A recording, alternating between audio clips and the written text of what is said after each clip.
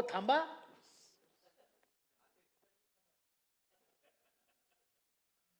दोन दिवसापूर्वी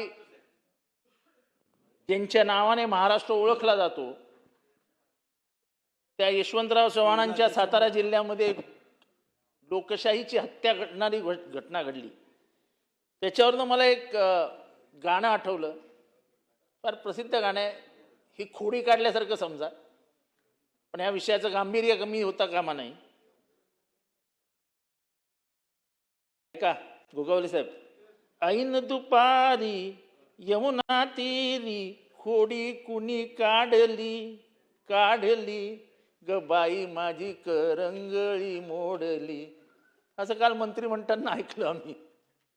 काय हो महाराष्ट्रामध्ये मंत्री येऊन रडतो करंगळी मोडली करंगळी मोडली करंगळी मोडली, आणि तोही शिवसेनेचा. गोगावले साहेब शिवसेनेचा टायगर, शेपटी कापलेला टायगर. नाव घ्यायची हिंमत नाही. कोणी करंगळी मोडली म्हणून मी गाणं म्हटलं की खोडी काढली आणि करंगळी मोडली.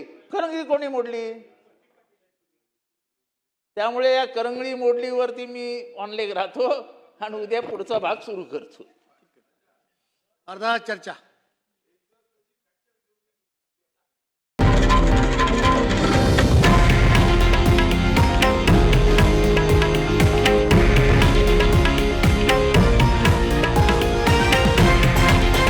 हे आहे देशातील नंबर 1 न्यूज नेटवर्क आणि आपण पाहत आहात TV9 मराठी, एकमेव.